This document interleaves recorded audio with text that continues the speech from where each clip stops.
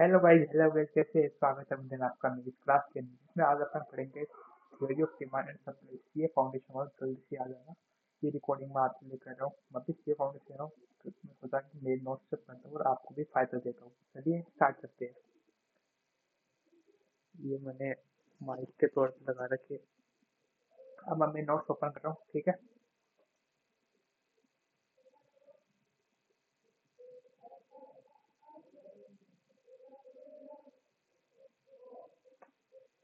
Notes ये आ गए। Demand के नोट, डिमांड पार्ट 1।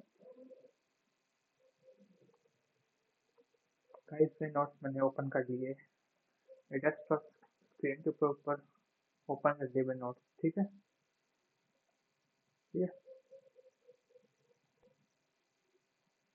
चलिए तो स्टार्ट करते बिना कुछ देर के। पार्ट 1। हाँ चलो बिना कुछ देखे स्टार्ट करते हैं अपना ये लेक्चर। चलो मैं नोट स्टार्ट करता हूँ पढ़ना। आज पर पढ़ेंगे meaning of demand, concept of demand, law versus stock वाला, फैक्ट ऑफ डिमांड और फंक्शन ऑफ डिमांड। चलो सबसे पहले मीनिंग ऑफ डिमांड।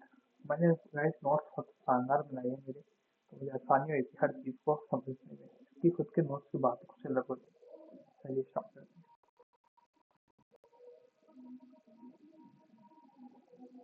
भाई मैं ये चैप्टर से फर्स्ट ऑफ ऑल ये बहुत बड़ा चैप्टर तो नहीं है, बड़ा चैप्टर तो है पर इसमें MCQ 25 MCQ इस चैप्टर से आते हैं। लगभग 25 MCQ इसी चैप्टर में होते हैं, 60 में 25, मतलब 45 से 50% तक का वेटेज लगता है ये अपने अंदर। चलो जल्दी जल्दी।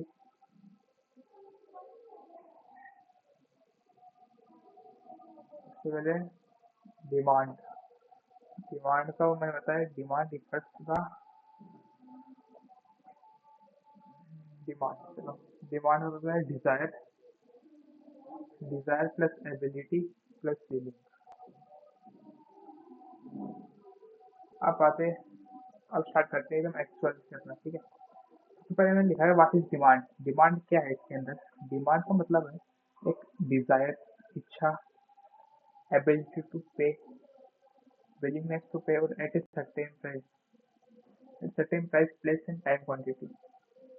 बेसिकली मैंने मेरे नोट्स में से पूरी डेफिनेशन नहीं रखी एक साथ, क्योंकि अपन को पता है पेपर MCQ टाइप है, तो इसमें जैसे पूछ सकते हैं थोड़ा बहुत एक हिंट देंगे, ऐसे तो नहीं इसलिए बोलेंगे बात की डिमांड बताओ, ऐसे कुछ पूछने वाला तो है ही। इसलिए मैंने जो शॉर्ट फॉर्म में लिखे बड़े तरीके से बनाए एकदम। डिमांड, डिमांड बेसिकली एक डिजायर है, एबिलिटी टू पे है, विलिंगनेस टू पे और एक सर्टेन प्राइस पे, प्लेस एंड प्राइस क्वांटिटी। और अगर मैं इसको डेफिनेशन के तौर पे करूँ तो क्या बनता है? Demand refers to those quantity of goods and services which are purchasable by at a given price, place and willingness to buy। ऐसे बनती क्या बेफालतू की डिमांड में क्या चीज़ रखनी है अपन को? एक तो डिजायर होती है, एबिलिटी टू पे होती है, विलिंगनेस टू पे होती है, सर्टेन प्राइस, प्लेस और टाइम क्वांटिटी। इसमें लिख देता हूँ मैं यहाँ पे इम्पोर्टेंट पॉइंट्स में। डिमांड क्या होती है? डिमांड कुछ नहीं, डिमांड में पॉइंट आता है फर्स्ट डिजायर होती है, एबिलिटी टू पे,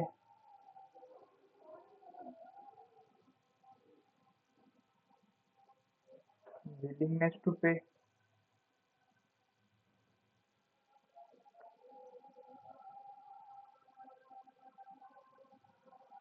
और एट ए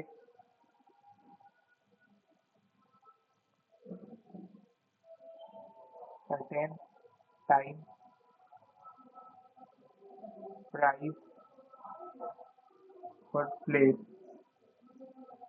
ये डिमांड की कर दी मैं डेफिनेशन पूरी, इसके अलावा साइलेंट डिमांड में, ठीक है।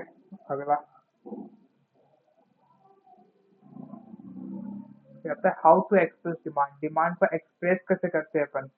जैसे डिमांड क्वांटिटी में एक्सप्रेस हो सकती है, प्राइस डिमांड एक्सप्रेस करने के 3 तरीके हैं, क्वांटिटी बेस्ड, प्राइस बेस्ड और टाइम बेस्ड। शॉर्ट फॉर्म लाइए मैंने इसकी टीपीक्यू। डिमांड एक्सप्रेस करनी है, टीपीक्यू दिया बस। टीपीक्यू क्या होता है सर? टीपीक्यू टीपीक्यू में ये तो मीजिए, टी मतलब टाइम, पी मतलब प्राइस और क्यू मतलब quantity. Time price quantity demand express हो गई है। जैसे जैसे अपन बाजार जाते हैं सब्जी या कोई फ्रूट वगैरह लेने, भैया 1 किलो आलू दे दो, 1 किलो आलू दे दो, तो ये अपनी क्या हुई? डिमांड हुई। ठीक है, डिमांड हुई ना, किस बेसिस पे? एक क्वांटिटी बताई ना अपने, भैया 1 किलो आलू। ठीक है, ऐसे तो बताओ, डि- मेरे बोलने से पहले बताना आपको डिमांड कैसे एक्सप्रेस की जाती है। शॉर्ट फॉर्म क्या है? टीपीक्यू। टीपीक्यू टीपीक्यू का मतलब क्या है सर? टाइम प्राइस क्वांटिटी, बस खत्म। फिर आपको पता है डिमांड एक फ्लो कॉन्सेप्ट है। ये सेम टू सेम एमसीक्यू आता है एग्जाम में। What demand is dash concept. Option आता है स्टॉक फ्लो, बोथ के अंदर फ्लो कॉन्सेप्ट।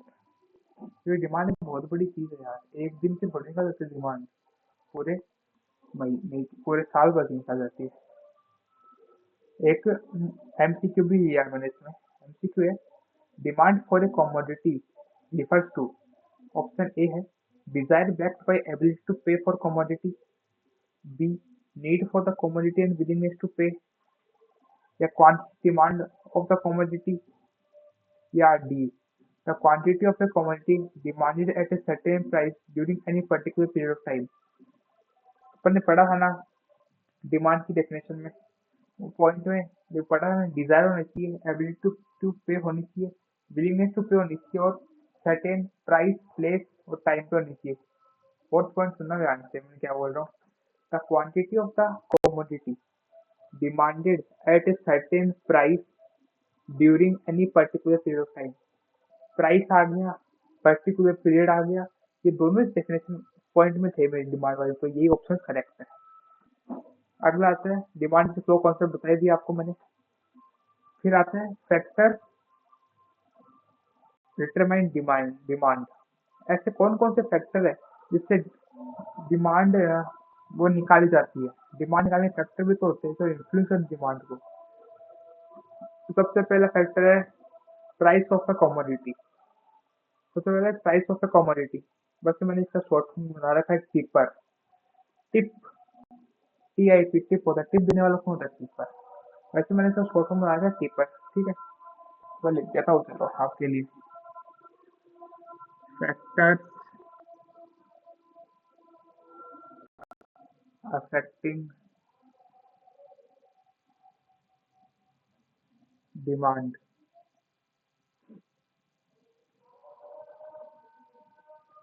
शॉर्ट फॉर्म में है टी आई सी टी ई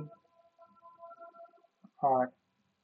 मुझे तो इनका अभी भी पता है क्या क्या मीनिंग है, पर जैसे जैसे वो पॉइंट आगे जाएंगे उस हिसाब से मैं दिखा जाऊंगा उनके सामने। सबसे पहले फैक्टर है प्राइस ऑफ द कमोडिटी।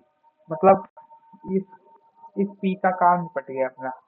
इस पी का मतलब है price of commodity. Okay, price of commodity इसके अंदर क्या आता है? प्राइस ऑफ कमोडिटी में चीजें कौन कौन सी है? प्राइस ऑफ कमोडिटी में आता है law of demand. Law of demand किस पे डिपेंडेंट है?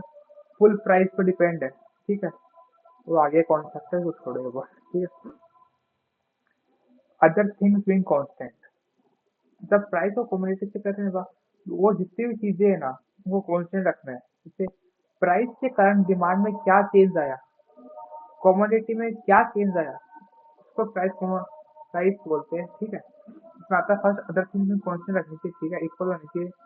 जैसे टेस्ट एंड प्रेफरेंस है कंज्यूमर का, वो कौन सा होना चाहिए इसमें। इससे प्राइस के कारण क्या चेंज आया वही पता लगाना है। चलो आगे, demand inversely related to its price. तो डिमांड है वो इनवर्सली रिलेटेड है किसके? प्राइस के। ठीक है, प्राइस बढ़ेगा डिमांड घटेगी, तो पता ही ना अपन को, लॉ ऑफ डिमांड साफ साफ बोलता है कि अगर जब प्राइस है ना अपना वो बढ़ता है तो डिमांड घटती है, अब प्राइस घटता है तो डिमांड बढ़ती है। भाई जनरल रूल है यार, अपन नहीं करते यार, खुद बताओ। अपन किसी दुकान पे गए, ठीक है, कुछ दुकान पे गए अपन, अगर उधर कोई चीज है जिसकी प्राइस कम है, जैसे एक चीज है प्राइस थी 50 रुपए, ठीक है, उस टाइम लोग उसको ज्यादा खरीदते थे, मतलब उसकी प्राइस 50, तो उस टाइम लोग उसके 100 खरीदते थे, 100 पीस खरीदते थे उसके। अगर उसने डिमांड बढ़ाई 50 से, अगर उसने 60-70 कर दी ना, एक बार तो भाई 2 पीस में उठ जाएगा भाई, नहीं खरीदेंगे, नहीं खरीदेंगे, नहीं खरीदेंगे यार, प्राइस बढ़ गया यार।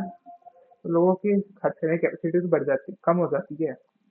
फिर अगला आता है, प्राइस अगर 50 से कम 30 कर दिया, 20 कर दिया, तो लपक से डिमांड बढ़ जाएगी। मतलब जब 50 से 100, अब 50, अब 20 हो गए, तो उसकी डिमांड डबल भी हो सकती है, या 50 से 80% इंक्रीज हो सकती है। ठीक है, जनरल कॉन्सेप्ट है यार, इसमें कुछ बड़ी बात नहीं है। फिर अगला फैक्टर है प्राइस ऑफ रिलेटेड गुड्स। इस आर का मतलब क्या है? रिलेटेड गुड्स,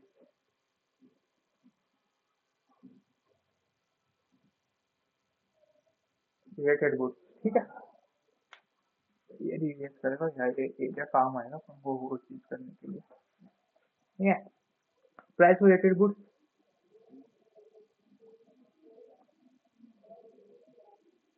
अब इस रिलेटेड गुड्स के अंदर क्या क्या आता है भाई?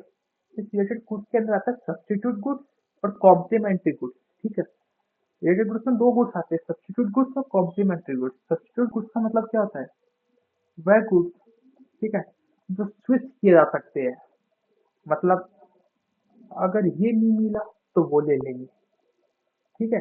मतलब आप ये समझो, इसका एक बेहतर एग्जांपल तो हर जगह सब दे रहे हैं, टी और कॉफी। अगर टी नहीं मिली तो कॉफी पी लेंगे, ठीक है। टी नहीं मिली तो कॉफी पी लेंगे, अगर कॉफी नहीं मिली तो टी पी लेंगे। सब्स्टिट्यूट अवेलेबल है सबके, जैसे बिस्लरी और एक्वाफिना, पानी की बोतल आती है ना, उसमें बिस्लरी है, बिस्लरी पी लो या एक्वाफिना, पानी तो एक ही है दोनों में, कुछ अलग तो है ही नहीं, एक ही तो है। क्या खा लो अपने मैरीगोल्ड बिस्किट खा लो, ये ब्रिटानिया वाले खा लो, क्योंकि वो दोनों में चीनी नहीं है, वो सब्स्टिट्यूट गुड्स है, ठीक है। अब सब्स्टिट्यूट गुड्स के केस में क्या होता है, देखो, ये सब्स्टिट्यूट गुड्स किए मैंने,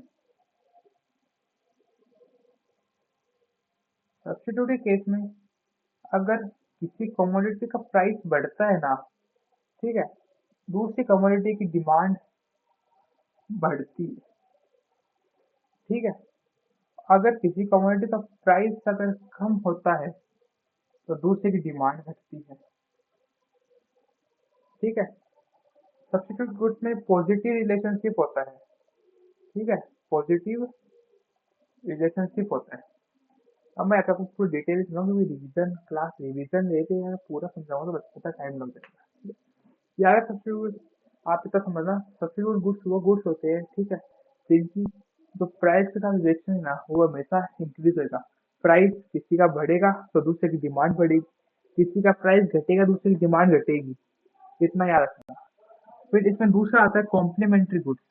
कॉम्प्लीमेंट्री गुड्स भाई वो गुड्स है जो एक, कोई भी गुड्स लेते हैं ना उसका वो लेना ही पड़ता है, बट टुगेदर विद परचेज है। एग्जाम्पल कार और पेट्रोल, ये ये कॉम्प्लीमेंट्री गुड्स बता रहा हूँ आपको, ठीक है। इसका एग्जाम्पल मैंने लिया कार और पेट्रोल, कार और पेट्रोल, ठीक है। कार और पेट्रोल में से कार है, अगर उसके प्राइस बढ़ेगा, कार का प्राइस बढ़ेगा, तो पेट्रोल की डिमांड कम हो जाएगी, क्योंकि लोग गाड़ी खरीदेंगे ही नहीं ज्यादा, तो प्राइस बढ़ेगी। तो अगर कार की प्राइस घटेगी तो पेट्रोल की डिमांड बढ़ेगी।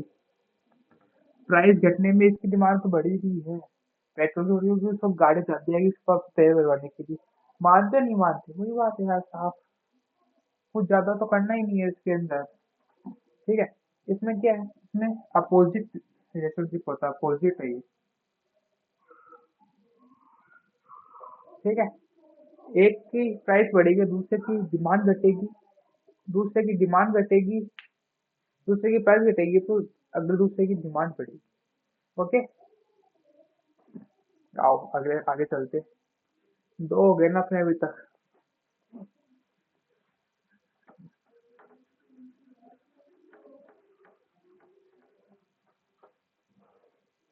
आगे जैसे लाइक टाइप्स रिलेटेड गुड्स में अगर सब्स्टिट्यूट गुड्स में एग्जांपल देखो, जैसे McDonald's, burger king, Coca Cola, Pepsi, कुछ तो है, टी, कॉफी,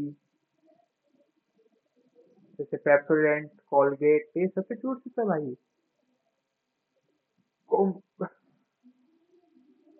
अगले आगे आता है कॉम्प्लीमेंट्री गुड्स। कॉम्प्लीमेंट्री गुड्स में कौन कौन से रहते हैं? जैसे मोबाइल लिया, मोबाइल के साथ उसका कवर लेंगे, लेंगे नहीं लेंगे? कि मोबाइल ऐसे भी लेते थोड़ी घूमोगे आप, कवर तो चाहिए ना उसका साथ में, इसीलिए नहीं चाहिए भाई, और ये तो जरूरी है। फिर आगे चलते हैं।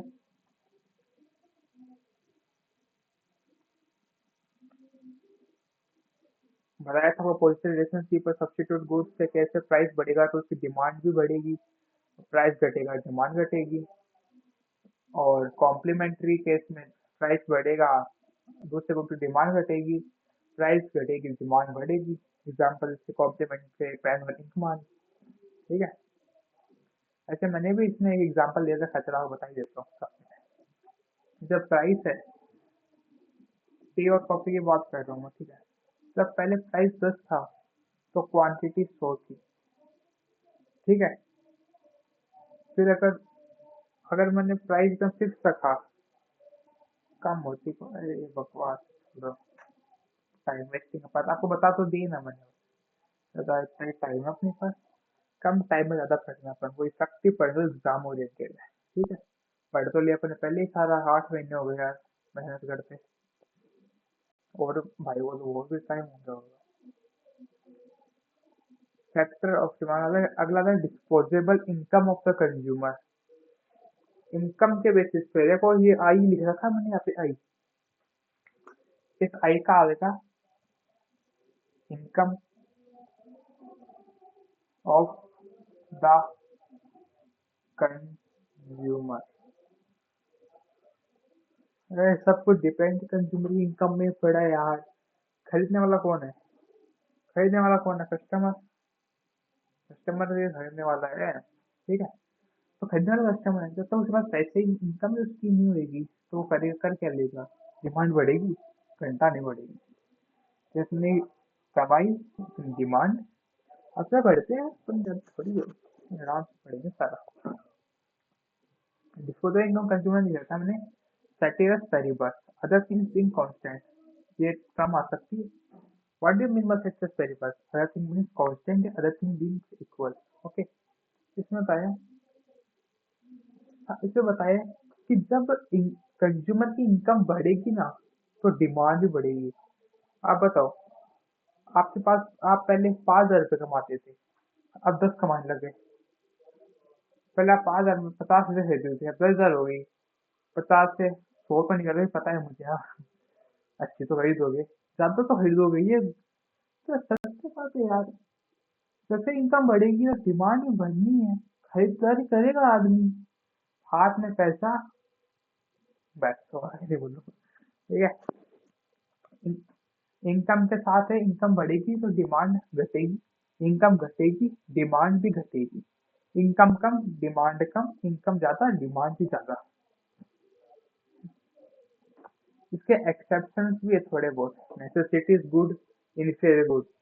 जितनी कम हो जाए इनकम, जो नेसेसरी की चीजें वो तो लेगी, लोगे ही ना। अरे नेसेसरी चीजें वो तो लोगे ही। जैसे इनकम 5,000 थी आपकी, अब 4,000 हो गई, 3,000 हो गई, तो आप जो रोटी, पानी, ये पी रहे थे, नहीं पियोगे, छोड़ दोगे? तो और भी नेसेसिटी के जो गुड्स हैं, रोटी, चावल, पानी, घर, ऐसे कुछ भी तुमको छोड़ दोगे? या क्या इनकम कम हो जाएगी तो नहीं छोड़ोगे ना? ये थोड़े एक्सेप्शन है। नेसेसिटी गुड्स में इनफाइनाइट रहती है। इंफीरियर गुड्स, इंफीरियर गुड्स वो गुड्स में चीप क्वालिटी गुड्स होते हैं, जैसे तो सेल वगैरह लगती है, तो चीप क्वालिटी के होती है चीजें तो। और जैसे आप नुक्कड़ नाके पे लगी ना दुकानें, वो अगर आपकी इनकम ज्यादा होगी तो वो चीजें आप खरीदोगे नहीं। इनकम कम, डिमांड ज्यादा। इनसे गुड्स में ये होएगा कि जब आपकी इनकम बढ़ेगी ना तो डिमांड हो जाएगी कम। अब जब इनकम कम होएगी, ठीक है, इनकम जब कम हो जाएगी ना तो डिमांड होगी ज्यादा। इनकम राइज, डिमांड कम। तो उसके बाद आता है distribution of national income and its level. ये वाला ही है, ये पॉपुलेशन वाला है, इसको नेशनल इनकम और इससे रिलेट कर सकते हो आप। Population and size.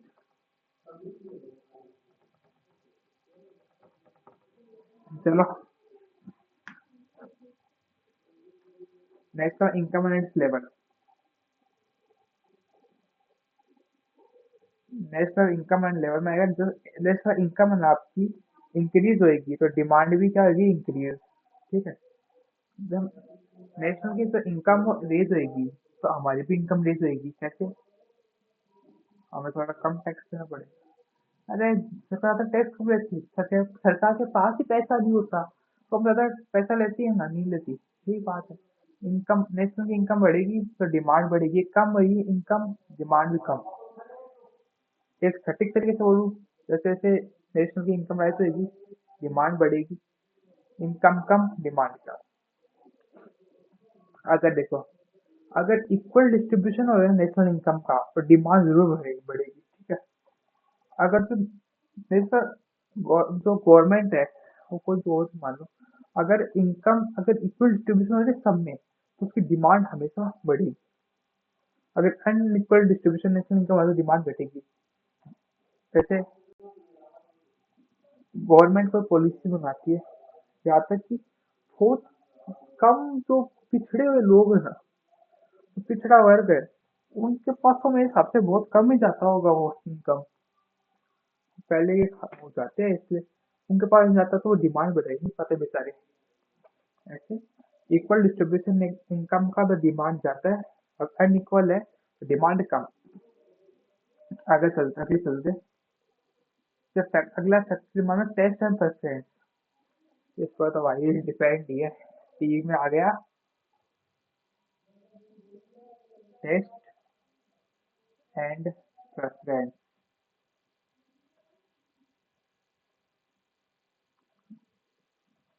Of consumer.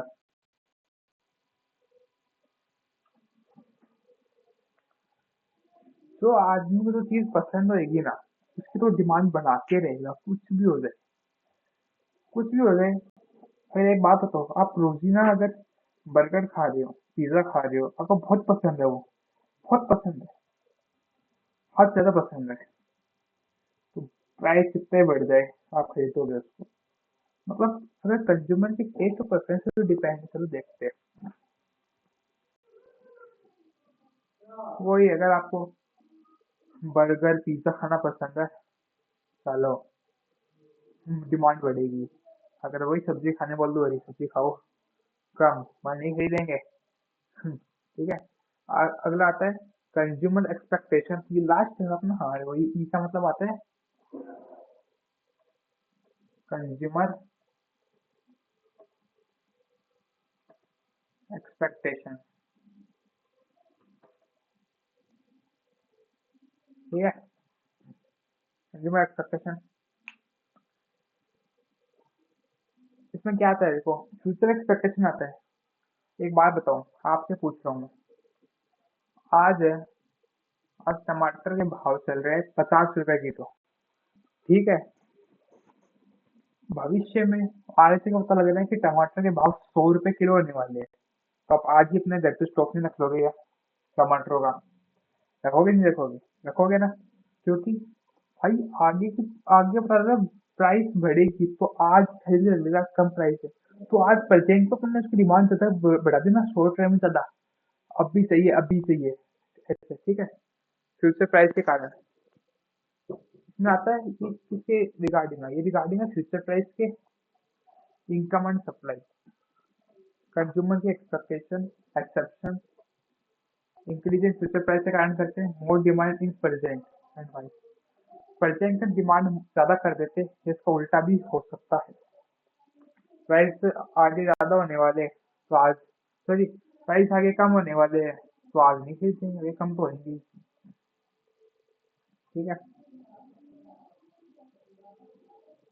और भी फैक्टर्स है बस मेन तो यही है और जो मैंने लिखा था वो बता देता हूँ आपको अदर फैक्टर्स कौन से आते हैं अदर फैक्टर आता है साइज ऑफ पॉपुलेशन पॉपुलेशन के हिसाब से ठीक है जिस अगर आपकी कॉलेज आते हो तो आपने देखा होगा आप कॉलेज के आसपास स्टेशनरी की दुकान तो होगी और इसलिए होती है हर जगह ही होती है कोई भी देखो मेरे स्कूल के पास भी थी अभी भी है हम उसी से खरीदते थे तो जिस जगह जितने लोग होंगे उस हिसाब से उसकी डिमांड बढ़ेगी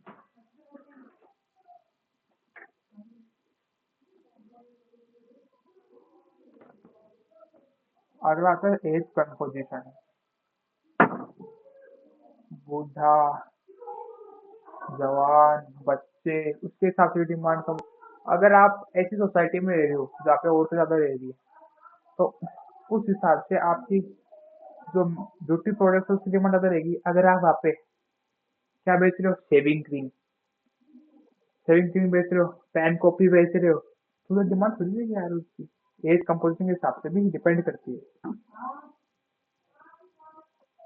अगला है credit facility and interest rate bank है एसबीआई मान ठीक है क्रेडिट पे दे रहा है उधार पे दे रहा है अगर इंटरेस्ट रेट कम है ना तो उसकी डिमांड ज्यादा हो जाएगी ठीक है कम पैसे पे इंटरेस्ट दे रहा है तो लोग तो खरीदेंगे यार जब लेंगे लोन सीधी बात है तो गवर्नमेंट पॉलिसी और रेगुलेशन ठीक है वो other external effect external effect है ना अपने यार ये demonstration effect bandwagon effect Veblen effect और स्नॉब इफेक्ट जो डेमोस्ट्रेशन इफेक्ट है वो किसने दिया है ये दिया हमारे जेम्स डक्सन बरीजी ने किसने दिया डेमोस्ट्रेशन इफेक्ट जेम्स डक्सन बरीजी ने ठीक है इसमें ज्यादा कुछ नहीं है सामने देखो क्या क्या है ये देखते हैं मैंने लिख रखा होगा हाँ मैं लिख रखा है इनके बारे में देखो डेमोस्ट्रेशन इफेक्ट और बैंडवैगन इफेक्ट एक ही है ठीक है इसमें थोड़ा बहुत मैं डिफरेंस तो बताऊंगा माइनर का ये होता है मैंने लिख रखा है जो चीज पड़ोसी के पास है ना वो तो मुझे भी चाहिए अगर पड़ोसी के पास ये डस्टर है ना तो मुझे भी ये डस्टर ही चाहिए वो लाया उसके कारण मेरी इच्छा जागृत थी ओ डेमोन्स्ट्रेशन इफेक्ट है ये तो दूसरे को देख के इच्छा जागृत होना ठीक है इसमें आएगा desire of people to emulate the consumption behaviour of other दूसरों को देख के करना और people buy things because they see other people are able to have them दूसरे के पास है तो उसको चाहिए वो चीज तो उसको खरीद रहा है वो चीज दूसरे के पास है तो ठीक है जैसे ये किसने दिया है जेम्स दसन बरीजी ने आपको बताया था मैंने जिसने कौन लिखी है स्नॉब इफेक्ट स्नॉब इफेक्ट किसे कहते हैं ओ सबके पास है ये चीज मैं ले लूंगा तो सबके पास कॉमन होती है ठीक है जो चीज सबके पास है वो मैं क्यों लूँ भाई मुझे तो कुछ यूनिक चाहिए यूनिक चीज के लिए स्नॉब इफेक्ट लगता है ठीक है जैसे ये एक माउस यूज कर रहा हूँ मैं यहाँ पे जेब्रोनिक्स वाला ठीक है ये माउस अगर सबके पास ही है जेब्रोनिक्स का ये सबके पास नहीं जेब्रोनिक्स यार सबके पास ही है मैं तो उसका लूंगा एचपी का लूंगा मैं तो माउस एप्पल का माउस लूंगा तो बोले देखा देखी ना करना स्नॉब इफेक्ट में ये वो क्या है demand for a consumer good is decrease तो डिमांड कंज्यूमर गुड को कम हो जाती है ऑनिंग the fact that other also consume good क्योंकि दूसरे वो कमोडिटी कंज्यूम करे इसलिए उसकी डिमांड है ना थोड़ी कम हो जाती है फंक्शन ऑफ कंजप्शन हो जाता है अगला आता है वेबलन इफेक्ट वेबलन आता है महंगा है नहीं वो चीज तो मैं खरीदूंगा वेबलैन वेबलैन गुड्स पे लगता है। जो बड़े अमीर आदमी होते हैं वही तो करते हैं। ये डस्टर, क्या कीमत हुई डस्टर की? मैं बोला सर 100 रुपए। तो नहीं खरीदूंगा। ओ, महंगा आदमी है, ज्यादा पैसे। हाँ, आ जाओ आ जाओ। अरे सर मैंने देखा है सर। ओ सर, इसकी कीमत 5,000 रुपये है। अच्छा, लाओ दे दो, लो सर। ये मैंने दे दिया उनको। जब प्राइस ज्यादा होता है उसके कारण जब डिमांड बढ़ती है उसको वैल्यू इफेक्ट बोलते हैं। ठीक है। जब प्राइस बढ़ने पर, highly price goods, value effect बोल रहा हूँ, महंगा है तो ही खरीदेगा अगला आदमी। Highly price goods are consumed by status seeking rich people to satisfy their need for future consumption. Diamond वगैरह जैसे। फंक्शन ऑफ प्राइस है प्रोपोनेंट बाय ये वेबलन किसने दिया है? थॉर्स्टेन वेबलन ने। किसने दिया? थॉर्स्टेन वेबलन ने ये दिया है, ये वेबलन फैक्ट। ओके, अगला चलते हैं। अगला डिमांड फंक्शन। डिमांड फंक्शन क्या होता है? ये लास्ट स्लाइड है मेरी, ठीक है, मतलब मेरे नोट्स की लास्ट स्लाइड है। डिमांड फंक्शन बोलता है symbolic relationship between quantity demand and demand determinant. तो सिंबल से डिमांड फंक्शन कुछ नहीं है, रिलेशन बिटवीन है किसके बीच में? क्वांटिटी डिमांड और डिमांड डिटरमिनेंट के बीच में। क्वांटिटी ऑफ इक्वेशन है ना डिमांड वाली की, यहाँ पे लिख देता हूँ डिमांड इक्वेशन डिमांड फंक्शन की।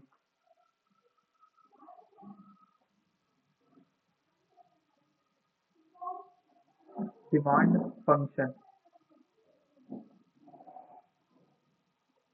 डिमांड फंक्शन क्या है? Quantity of product X is equal to function of price of X, फिर वाई, प्राइस ऑफ वाई। ये है डिमांड फंक्शन की equation. Same to same exam में आती है।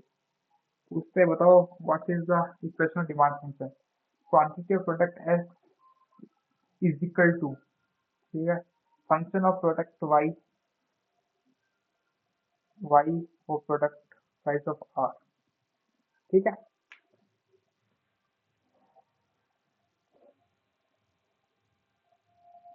एक एग्जांपल देखा है, जैसे क्वांटिटी ऑफ कोक आते हैं कोक वाली,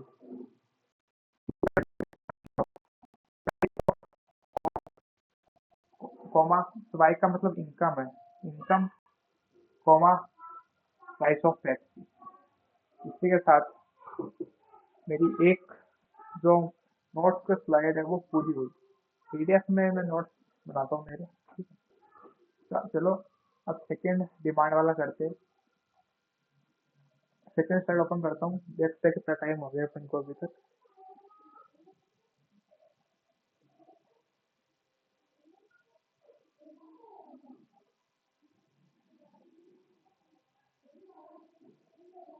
तैतीस मिनट ही हुई यार।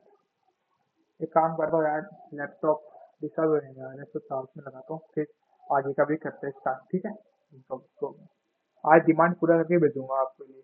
और यार आपके यहाँ फायदे की तो करूंगा यार मैं भी। ठीक है।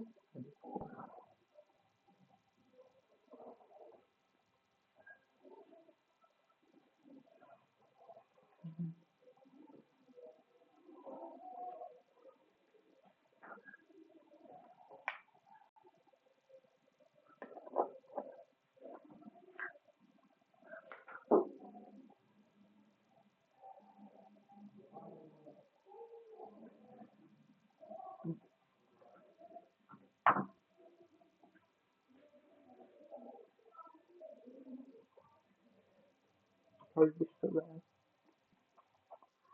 क्या भाई चार्ज में?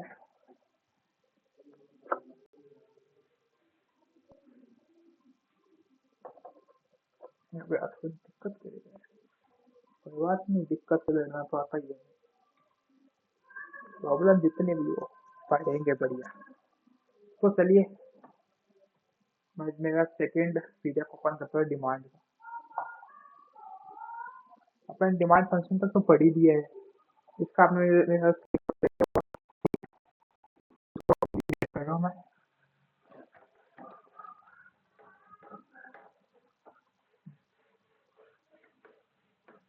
तो जल्दी से कमेंट बॉक्स में बता दो आप क्या जो फैक्टर डिमांड का मैंने जो एक्रोनिम बताया था वो जल्दी से जल्दी कमेंट बॉक्स में बताओ।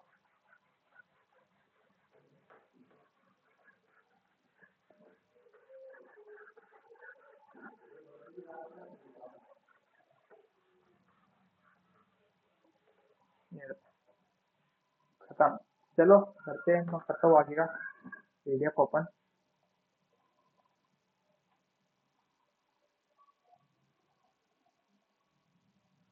आज अब इस पीडीएफ में मैंने देखो क्या क्या लिखा है। पीडीएफ में लिखा है ब्लॉक डिमांड के बारे में, डिमांड शेड्यूल, डिमांड कर्व और मार्केट डिमांड शेड्यूल और कर्व के बारे में। ओके चलो। ब्लॉक डिमांड, ब्लॉक डिमांड क्या बोलता है, मैंने बताया था आपको लॉक डिमांड के बारे में। लॉक डिमांड एकदम आसान कॉन्सेप्ट है भाई। ये है law of demand. Law of demand में क्या है, प्राइस बढ़ेगा, डिमांड कम होएगी, प्राइस कम होएगा, डिमांड बढ़ेगी। और इसमें लगता है सेटिरस पेरिबस। इससे क्या पता था, सेटिरस पेरिबस करना पड़ेगा अपन को इसमें, मतलब अदर थिंग्स बीइंग इक्वल। जो मैंने आपको फैक्टर्स बताए थे ना पेपर, उसमें सिर्फ प्राइस ऑफ कमोडिटी को छोड़ के जितने और फैक्टर है ना उनको अपन को कांस्टेंट रखना पड़ेगा। ओके तो चलो पढ़ते हैं इसके बारे में।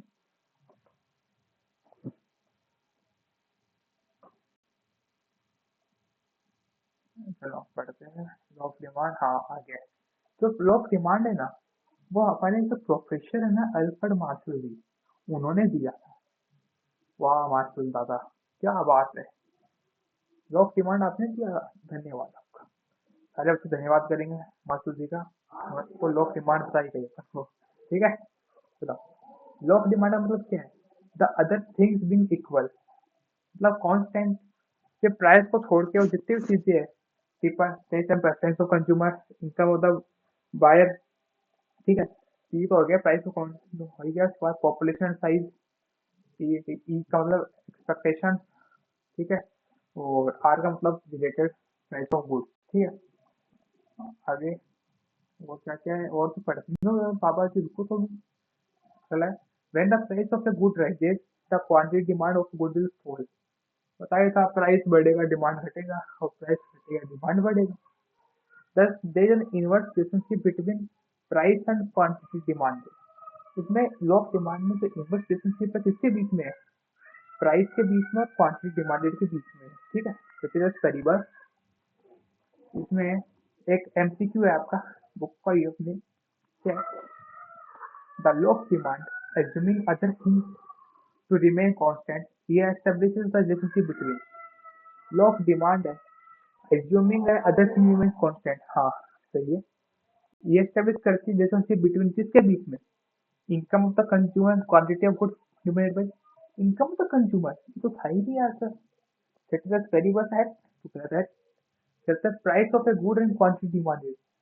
हाँ यार प्राइस ऑफ गुड के बीच में क्वांटिटी डिमांड, प्राइस से हाँ। हाँ ये सेकंड है, price of good and quantity demanded, B option correct. C option समझा रहा हूँ।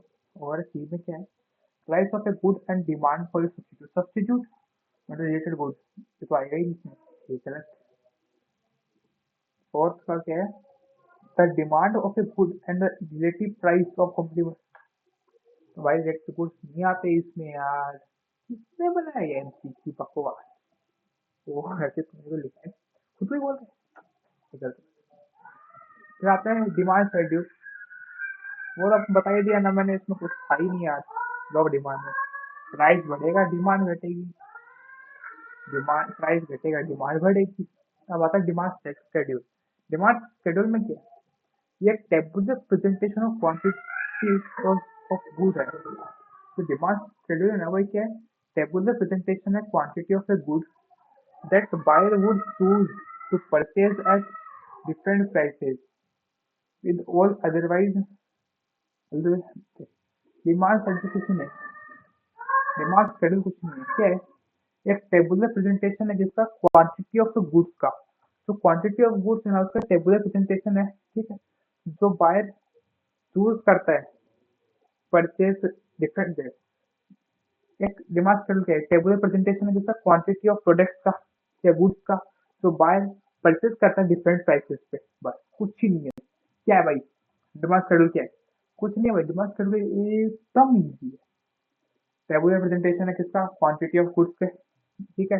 जो बायर परचेज करता है, जो बायर परचेज करेगा डिफरेंट प्राइस पे, उसमें वो सारे वेरिएबल कॉन्स्टेंट डिमांड शेड्यूल होगा। ज्यादा डिमांड कर्व, डिमांड कर्व में कुछ नहीं होगी। लो मतलब तो डिमांड कर्व बना देते यार, कितना कर ले डिमांड कर्व की क्या जरूरत है। ये है डिमांड कर्व।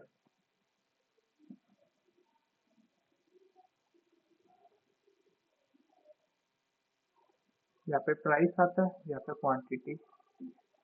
ये क्या होता है? नेगेटिवली स्लोप होता है, ठीक है। नेगेटिवली स्लोप होता है, ठीक है। हम इसके बारे में पढ़ते हैं, चलो अपन, ठीक है। अरे यार ये क्या हो गया भाई? तो क्या बात हो गई?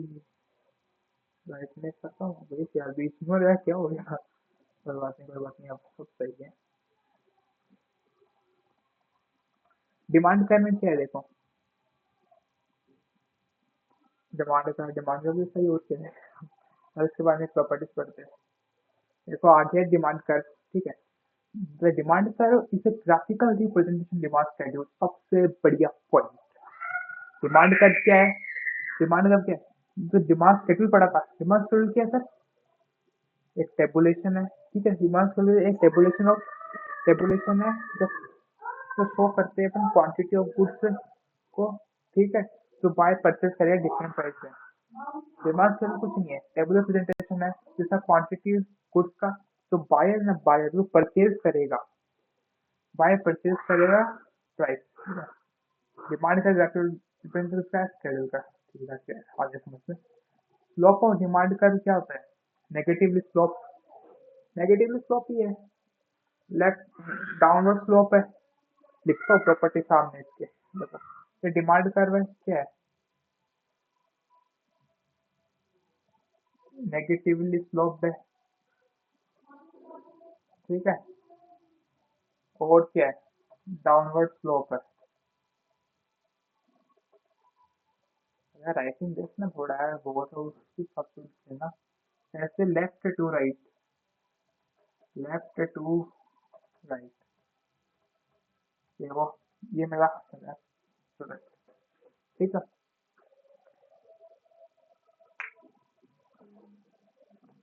स्लोप और डिमांड का नेगेटिव स्लोप है, डाउनवर्ड स्लोप है left to right. The negative sign of the slope is consistent with the law of demand, ठीक है।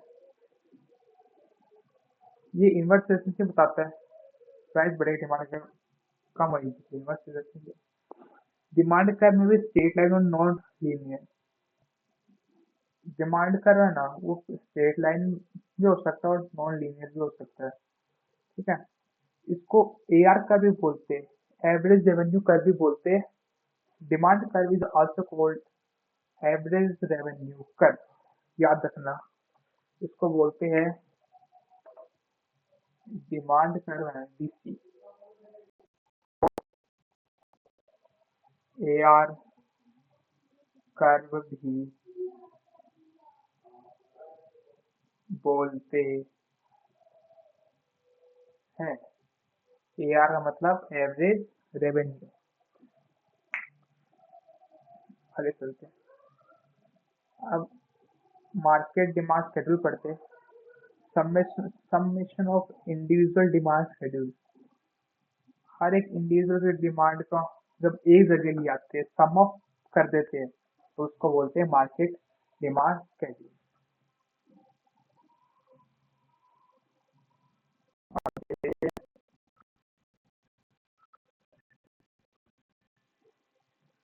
मार्केट डिमांड का समेशन ऑफ इंडिविजुअल डिमांड कर बताई दिया आपको, ये हो गया। अगला आता है एक्सपांशन एंड कॉन्ट्रैक्शन डिमांड। ये क्या होता है? ये मूवमेंट अलोंग डिमांड कर्व होता है, एक्सपांशन कॉन्ट्रैक्शन, ठीक है। टोटली प्राइस पे डिपेंड होता है। एक्सपांशन का मतलब बढ़ना होता है, कॉन्ट्रैक्शन का मतलब सिकुड़ना, कम हो जाना। कॉन्ट्रैक्शन सिकुड़ना, कम हो जाना, ठीक है। तो इसमें करते हैं बात अपन प्राइस से रिलेटेड। सबसे पहले प्राइस से रिलेटेड, प्राइस के चेंज होने से सब कुछ होएगा, हाँ ठीक है। अदर फैक्टर कांस्टेंट रहेंगे। Law of demand hold goods, और पता ही यार क्या यार फालतू बात कर रहे हो भैया। यार बेटा पढ़ना तो पड़ेगा ही यार। हाजिर काट के क्या हो रहा है। पोजीशन ऑफ डिमांड का रिमेन सेम, जो डिमांड की पोजीशन वो ये रहेगी सेम टू सेम। तो ये है ना डिमांड का, डिमांड का सही रहेगा सेम टू सेम, कुछ नहीं है। मूवमेंट अलोंग द सेम, बस इसका मूवमेंट होएगा। एक्सपांशन हो रहा है, कॉन्ट्रैक्शन होता है, ठीक है। कॉन्ट्रैक्शन का मतलब क्या होता है? डिक्रीज इन क्वांटिटी डिमांड। कॉन्ट्रैक्शन का मतलब क्या होता है? इसको मैं इरेज कर देता हूँ।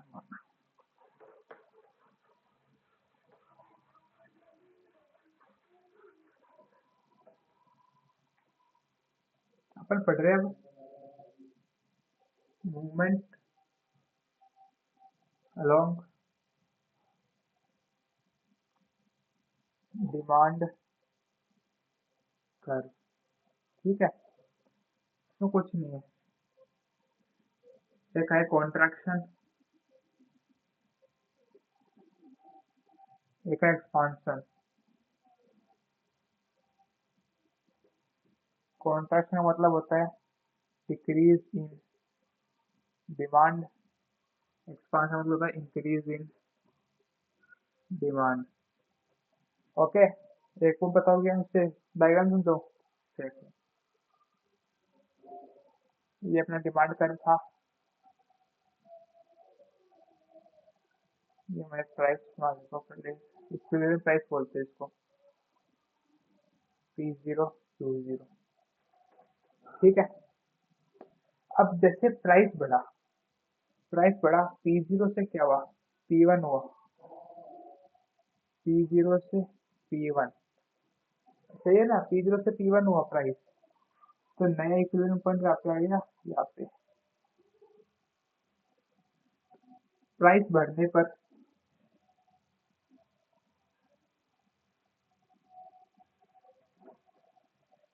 डिमांड कम हो गई, प्राइस बढ़ने पे डिमांड कम हो गई,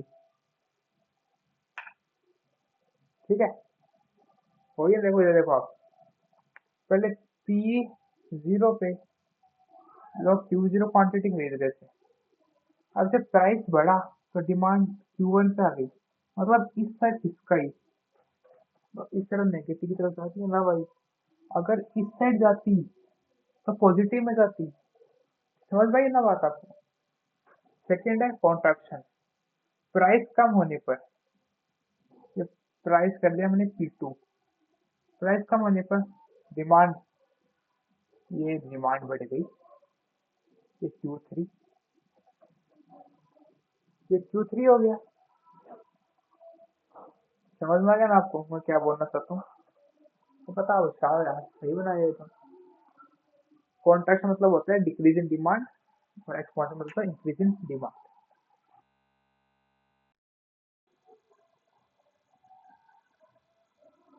गवर्नमेंट अपना गाइस से क्या हो गया ये बीच में ही।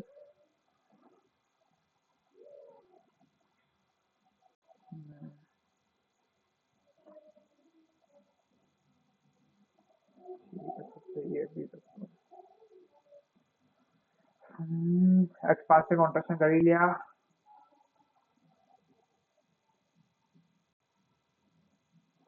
एक्सपांशन मतलब ग्रो, कॉन्ट्रैक्शन मतलब कम, मूवमेंट होता है, आपको बता ही दिया मैंने। वो डिमांड सेल होता है तो इसी जगह। अगला आता है increase and decrease in demand. Increase और डिक्रीज इन डिमांड में क्या आता है? इंक्रीज और डिक्रीज इन डिमांड में कुछ भी नहीं आता, इसमें ये आता है, इसमें प्राइस कांस्टेंट रहता है। एक्सपांशन कॉन्ट्रैक्शन में क्या रहता है कांस्टेंट, अदर फैक्टर। तो प्राइस कांस्टेंट रहता है इंक्रीज और डिक्रीज में, ठीक है। जो अदर फैक्टर है वो चेंज हो जाते हैं, लॉ ऑफ डिमांड फेल हो जाता है, ठीक है। शिफ्ट इंक्रीज और डिक्रीज में होता है शिफ्ट होता है डिमांड का। अगर डिमांड बढ़ रही है तो राइटवर्ड शिफ्ट, डिमांड कम हो रही है leftward shift shift.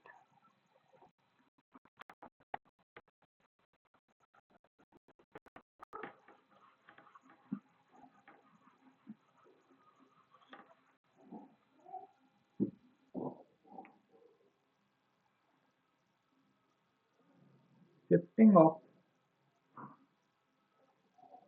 Demand curve, demand curve shift हो रहा है, ठीक है। अगर डिमांड बढ़ रही है, इंक्रीज इन डिमांड है, तो राइटवर्ड शिफ्ट हो जाएगा। डिमांड कम हो रही है, लेफ्टवर्ड शिफ्ट हो जाएगा, ठीक है। देखो डायग्राम में, ये डिमांड कर्व था अपना, था। अब डिमांड इंक्रीज हो रही है तो कहा राइटवर्ड शिफ्ट हो रहा है, मतलब ये राइटवर्ड शिफ्ट कर दिया मैंने, ठीक है। ये D0 था, ये D1 नया। डिमांड कम हो रही, लेफ्टवर्ड शिफ्ट होगा, ये लेफ्टवर्ड शिफ्ट हो गया। आया समझ में इतना ही भाई। इंक्रीज और डिक्रीज में ना प्राइस है वो कांस्टेंट रहेगा और अंतर फैक्टर चेंज होता है, ठीक है। चलिए, अब थोड़े बहुत एमसीक्यू वो देख लो। Contraction of demand is a result of, contraction of demand का रिजल्ट होता है decrease in number of consumer, ये तो अंतर फैक्टर में आता है तो आएगा ही नहीं। अगला, increase in the price of other goods, दूसरे गुड्स के प्राइस चेंज हो गए, इंक्रीज हो गए, दूसरे गुड्स के प्राइस तो आता ही नहीं है इसमें यार। लॉ ऑफ डिमांड, इसमें जो लॉ ऑफ डिमांड है ना, उसमें से एक ही गुड्स के बारे में बात हो रही है, मुझे याद है। और decrease in income of purchase, ये भी गलत है। एक है increase in price of goods concern, तो गुड्स है उसकी प्राइस इंक्रीज हो गई, प्राइस इंक्रीज हुई तो डिमांड कम, डिमांड कम मतलब कॉन्ट्रैक्शन, ये ऑप्शन सही है। अगला क्वेश्चन है, suppose the price of Pepsi increase, we will except the demand curve of Coca Cola to.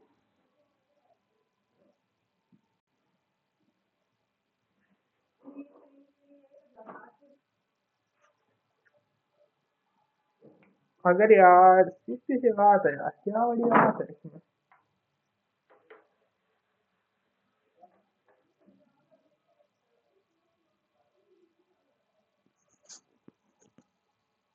ये है अपने पास प्राइस ऑफ पेप्सी इंक्रीज, ये एक पेप्सी है, ठीक है।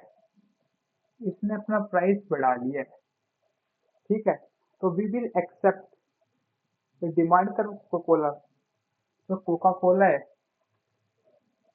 कोका कोला उसका डिमांड कब क्या करेगा, ये तो मेरा सब्स्टिट्यूट है, इसका प्राइस बढ़ा तो उसकी डिमांड बढ़ेगी, डिमांड बढ़ेगी। ये दो गुड्स है आई, दो गुड्स है, दो गुड्स की बात हुई तो ये आता है शिफ्ट वाले में आएगा दो गुड्स, तो दो गुड्स में प्राइस बढ़ी तो को वाली डिमांड बढ़ेगी, तो डिमांड का पहले ये था, तो डिमांड राइट राइट पर शिफ्ट हो जाएगा इसमें। टॉप से पढ़ लीजिए, शिफ्ट टुवर्ड्स लेफ्ट, लेफ्ट गलत है, लेफ्ट बनेगा भाई। शिफ्ट टुवर्ड्स राइट, हाँ राइट है भाई, सब्स्टिट्यूट अवेलेबल, हाँ। Remain the same level, option B correct है, shift towards right is the substitute. अगला है, a movement along demand curve for soft drinks, soft drinks में सॉफ्ट ड्रिंक क्या आती है, कोका कोला, पेप्सी, मरिंडा, हर ये सॉफ्ट ड्रिंक्स में आती है। अगर मूवमेंट हुआ इसके अंदर, ठीक है, तो डिमांड इंक्रीज होएगी, डिक्रीज होएगी, या चेंज इन क्वांटिटी डिमांड होएगा। डिमांड कर्व में मतलब एक गुड्स की बात हो रही है, एक गुड्स की बात हो रही है मतलब प्राइस, तो इसकी change in quantity demand, option number C correct है। लास्ट एंड फाइनल है, फिर क्लास ओवर हो जाएगी। 15 का है, if the price of Pepsi decrease relative the price of Coke and 7 अपना, इसमें बोला है, क्वेश्चन है, अगर ये पेप्सी है, ठीक है, अगर ये अपना प्राइस घटा लेती है, ठीक है, अगर पेप्सी अपना प्राइस घटा लेती है, ठीक है, तो कोक और जो सेवन अप है ना, इसकी डिमांड में क्या फर्क है? अरे मेरे भाई, इसकी डिमांड कम हो जाएगी क्योंकि इसमें पॉजिटिव रिलेशनशिप होता है। अगर ये अपनी प्राइस कम करेगा पेप्सी, तो कोक को सेवन वाले जो बंदे जो पीते हैं, वो पेप्सी की तरफ भागे भागे चले जाएंगे। तो इसमें ऑप्शन क्या है? कोक विल डिक्रीज, कोक की प्राइस डिक्रीज हो जाएगी। कोक विल डिक्रीज, डिमांड तो कम बता रहे हैं, सेवन अप विल डिक्रीज। ये तो सही है। और कोक एंड सेवन अप दोनों इंक्रीज है, इंक्रीज थोड़ी होगी। Coke and seven up will decrease, option number D, Coke and seven up will decrease एकदम राइट है भाई। ये क्या हुआ था नोट्स की देखो। आज के लिए भाई इतना ही, ठीक है। आज अपन ने मेरे नोट्स से दो पढ़ लिए और थोड़ी देर बाद कल करेंगे। Bye bye, tata. अगर ये क्लास अच्छी लगी हो तो जल्दी से जल्दी अपने दोस्तों के क्लास शेयर करें, चैनल को सब्सक्राइब करें और वीडियो को लाइक करें। बाय बाय, जय हिंद।